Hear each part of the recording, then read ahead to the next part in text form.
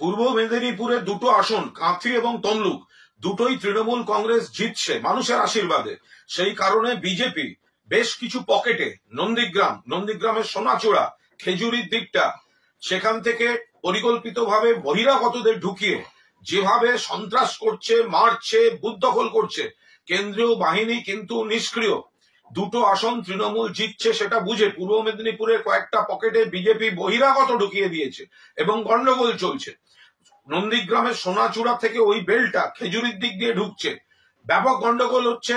তারা দখল করার চেষ্টা করছে, মানুষকে মারছে, তৃণমূল কর্মীদের মারছে, হুমকি দিচ্ছে, মাইকিং করেছিল প্রকাশ্যে ভোট দিতে বেরোবেন না, ভোট দিতে বেরোলে গ্রামে অশান্তি করছে। কেন্দ্রীয় বাহিনী ওদের সঙ্গে আছে এবং ইলেকশন কমিশন ব্যবস্থা নিতে দেরি করছে। ব্যবস্থা নিতে দেরি করার জন্য অনেকটা সময় তারা পেয়ে যাচ্ছে। আমরা অবিলম্বে ইলেকশন কমিশনের যথাযথ হস্তক্ষেপ এবং কেন্দ্রীয় বাহিনীর নিরপেক্ষ ভূমিকা আশা করছি, দাবি করছি, যদিও জানি এটা করে হবে না। তৃণমূল জিতবে, কিন্তু এই ভোটের মাঝপথ পর্যন্ত নন্দীগ্রাম, সোনাচূড়ার ওই সব বেলটা এবং খেজুরির দিক থেকে আর পূর্ব মেদিনীপুরের কিছু বেল্টে যেভাবে বিজেপি বহিরাগত ঢুকিয়ে সন্ত্রাস করছে, আমরা এটা ঊর্ধ্বতন কর্তৃপক্ষের দৃষ্টি আকর্ষণ করছি। ইলেকশন কমিশন অবিলম্বে ব্যবস্থা নিক।